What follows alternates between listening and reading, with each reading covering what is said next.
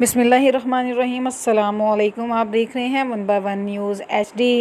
अहम खबर से आगाह करें। सुप्रीम कोर्ट के बाहर एक शख्स की खुद सोजी की कोशिश। एक शख्स ने तेल छिड़ककर खुद को आग लगाने की कोशिश की। पुलिस एहलकारों ने खुद को आग लगाने वाले शख्स को गिरफ्तार कर लिया। सुप्रीम कोर्ट के बाहर खुद सोजी की कोशिश करने वाले शख्स को थाना सेक्रेटरीट मुंतकिल कर दिया गया। वहीद नामी शख्स NHA का मुलाजिम है। सेकेंड एम्प्लॉयज़ एक्ट 2010 को कालादम करार देने पर वहीद ने खुद सोजी की कोशिश की।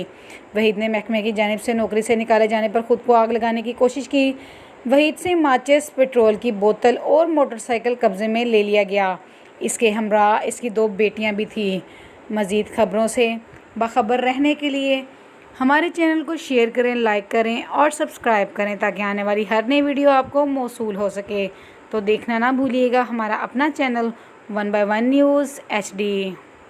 ताज़ा तरीन अपलोड्स की नोटिफिकेशन हासिल करने के लिए हमारे चैनल को सब्सक्राइब करें और साथ में दिए गए घंटी के निशान को दबाना ना भूलें।